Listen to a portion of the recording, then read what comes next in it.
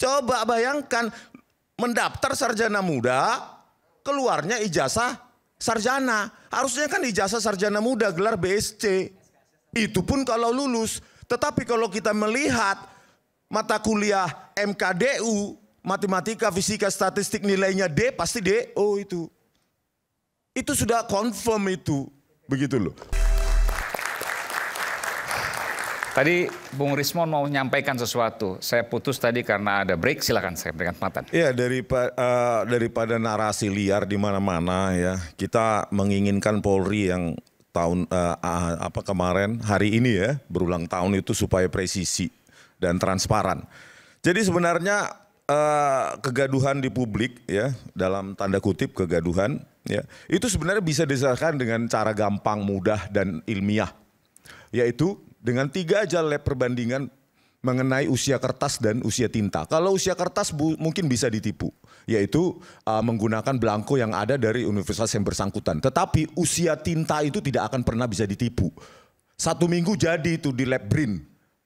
Baru kalau kalau terjadi ketidaksesuaian time frame atau usia, kejar siapa yang membuat dan di mana itu dibuat, gitu loh. Pada saat Dirtipidum mengumumkan, nggak ada usia tinta itu nggak disebutkan, gitu loh. Jenis usia tinta karena apa? Jenis tinta tahun sekarang atau tahun 2000-an itu jauh berbeda dengan tahun 1980-an. Begitu juga dengan serat kertas, jenis kertas, pewarna kertas. Itu tidak disebutkan, tidak dikunci usianya semua, maka terjadi narasi liar. Kalau sudah dikunci ya dan berani, karena tidak ada intervensi, berani hasil itu di-challenge misalnya di BRIN atau di Puspom TNI, baru tidak ada lagi narasi. Begitu, terus selanjutnya, bagaimana mungkin seorang mahasiswa di UGM itu bisa lulus dengan mata kuliah MKDU, mata kuliah dasar umum, statistik, fisika, terus matematika itu nilainya D. Coba, UGM. Kalau dia punya dosen pembimbing akademik, maka dosen pembimbing akademik tersebut pasti memerintahkan, ini Anda ulang karena Anda tidak akan pernah bisa lulus mata kuliah dasar umum nilai D. Ya. D itu tidak lulus. Kalau MKDK masih bisa D. Ya, terus selanjutnya yang membuat lebih banyak kegaduhan di masyarakat adalah ya Dirtipidum itu sendiri. KKN dikatakan tahun 1985, dikoreksi Pak Jokowi sendiri 1983 Dirtipidum. Pak Jokowi bilang 1985 awal. Terus pada saat kami ke desa Ketoyan, kepala desa, ibu kepala desa mengatakan 1983. Terus ada stasiun TV yang lain yang datang ke sana 1985. Kan berantakan ini Mas semua. 1983 atau 1985. Jadi kegaduhan itu sendiri dibuat oleh Dirtipidum. Ya, saya kurang setuju kalau dibilang selanjutnya kegaduhan itu Dirtipidum ya. Selanjutnya sudah sesuai dengan prosedur hukum makanya yang berlaku, saya bilang, Pak. Tunggu dulu. Gitu loh. Pada pertemuan, terlepas katanya mau tintanya itu warna apa, Anda kan katanya peneliti. Pada Kenapa nggak Anda teliti aja makanya tintanya? saya bilang saya yang datang. Ya teliti dong. Saya yang datang sendiri ke desa Ketoyan. Anda di mana? Itu tintanya itu sudah diperiksa sama Bareskrim Mabes Polri. Usianya berapa? Identik katanya dengan berapa? Itu. Masalah usia lu teliti kalau lu kurang puas. Kan ada apanya sini. Kalaupun kurang puas ke Propam Mabes Polri dong. Iya, besok gitu. Jadi tanggal 3 jangan Juli. kita menjustifikasi Pak Juanda ini di sini pembuat kegaduhan. Saya nggak seperti itu. Supaya nggak ada yang kita harus apresiasi beliau. Cepat bentar dulu Mas. Dalam melanjuti laporan kalian gitu loh. Pada pertemuan tanggal 15 April 2025 dengan kedua wakil rektor dari UGM kami tanyakan ya. Data KKN Pak Jokowi mana? Gak ada, masih dicari. Pertanyaannya UGM mengakui nggak ijazah itu asli dari mereka?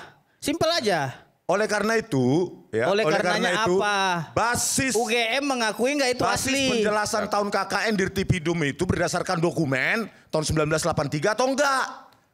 Karena ketika kami tanyakan ke desa, ke ibu kepala desa Ketoyan, tidak ada dokumen apapun tentang KKN tahun 1983 dan 1985. Itu jelas kami tanyakan. Itu katanya. Masih tidak ada dokumen apapun. Nah, lah ini mau meneliti ijazah, KKN atau skripsi. Sebentar. Kuliah enggak sih? Bukan, kalau konsisten. Anda berubah-ubah penelitiannya. Ijazah kalau konsisten itu satu rangkaian. sama ijazah gitu loh. Game enggak? Oke, sebentar. Ijazah nggak mungkin. Ijazah itu nggak mungkin timbul tanpa Anda kita S1 AKKN atau skripsi. Saya 1 game. Itu clear aja. Bukan masalah UGM-nya di sini. Kita mau uji juga penelitian saudara. Jangan juga paksakan saya harus supaya tidak ada yang kudet sebentar aja. Supaya Mas Fitra juga tahu.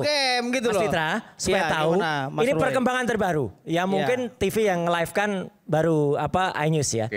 Hari Kamis lusa, Bareskrim sudah mengabulkan permohonan TPUA untuk gelar perkara khusus. Oke, good. Berarti Bareskrim top. Oke, clear. Itu jadi artinya nantinya hari Kamis itu, insya Allah saya dan Bang Rismon pun akan dipanggil, tapi selaku ahli. Oke. Ini gelar perkara khusus. Jadi gelar perkara terkait ijazah Pak Jokowi. Ijazah Pak Jokowi. Ini informasi satu lagi yang menarik. Ini informasi nama Dirtipidum Brigjen siapa namanya? Juandani sudah dilaporkan ke Propam. Jadi dia terlapor sekarang pada saat Propam. Itu saya kira prosedur ya. Iya, itu memang diatur ranah hukum. Jadi silakan. artinya sudah dilaporkan, Mas. Ya, tapi ingat laporan itu juga belum tentu bersalah. Gak apa-apa. Sebentar Mas Roy, kalau persoalan Dirtipidum dilaporkan ada gelar perkara khusus hari Kamis.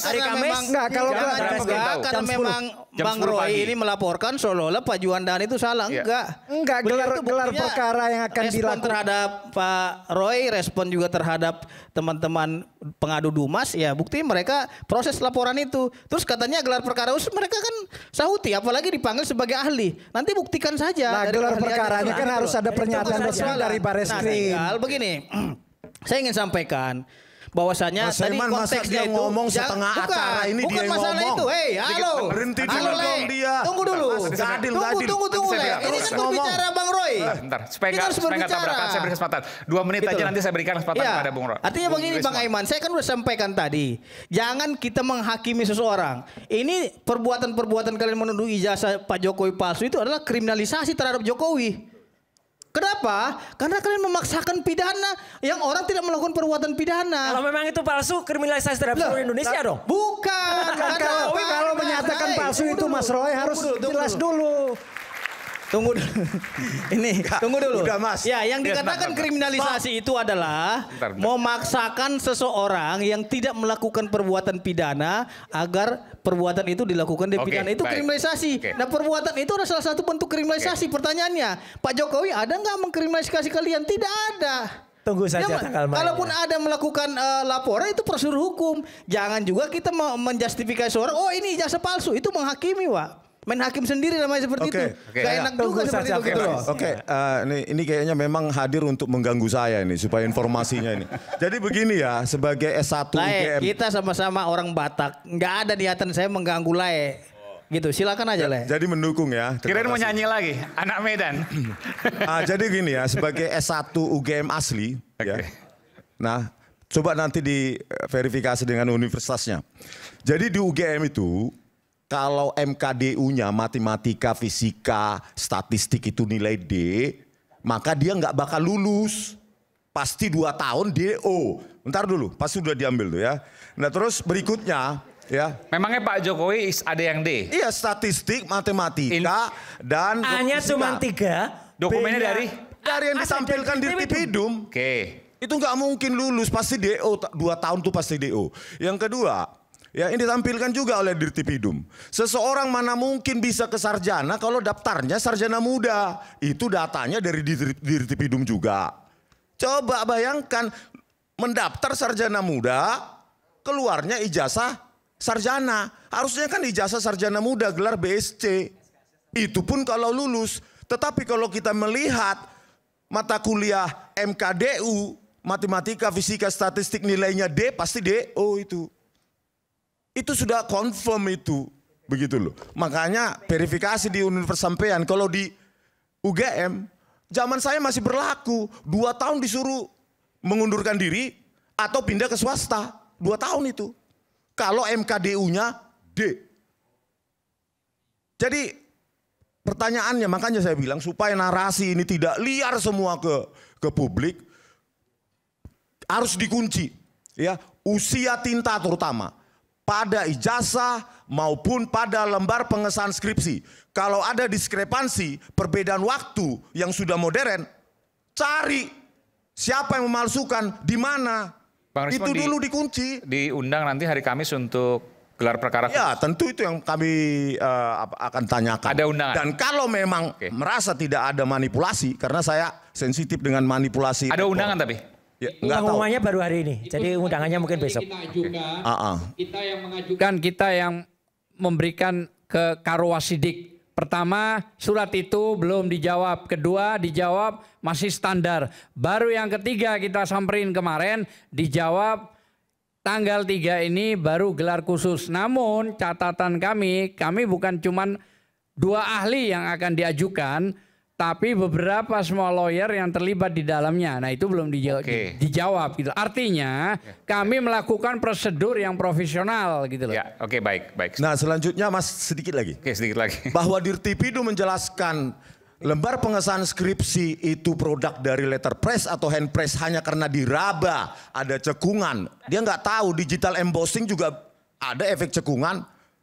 Itu langsung disimpulkan lembar pengesahan skripsi adalah produk dari handpress atau letterpress. Itu nggak saintifik itu. Besok itu salah satu poin yang akan kami analisa. Terima kasih. Oke, baik. Bang. Nah ini giliran saya kan. Alhamdulillah dikasih giliran juga bicara. Oke, makasih Bang Aiman kesempatannya malam ini saya diberikan. Pertama-tama saya cuma mau mengucapkan dulu selamat ulang tahun buat Polri ya.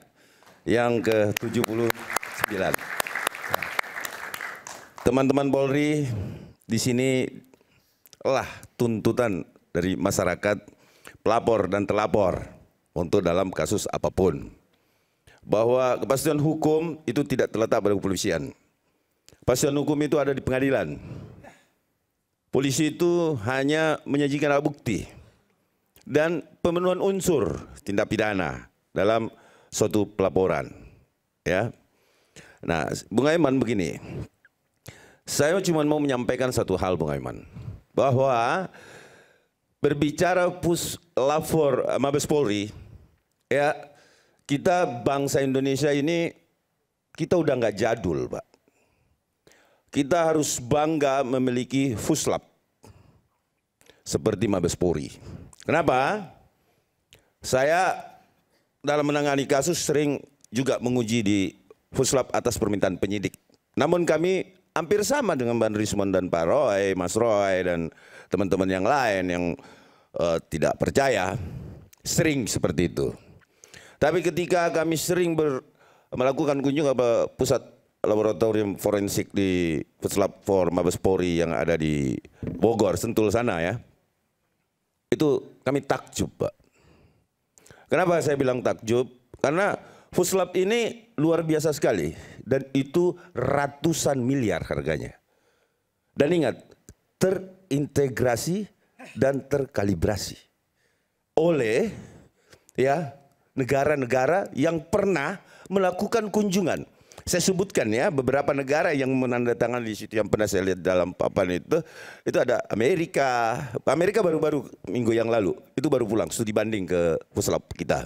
Ya, yang kedua itu ada Jepang, terus Korea dan lain-lain sebagainya. Ada beberapa negara Eropa juga berada di situ. Ya, terus yang kedua terkait persoalan ijazah yang di puslap tadi.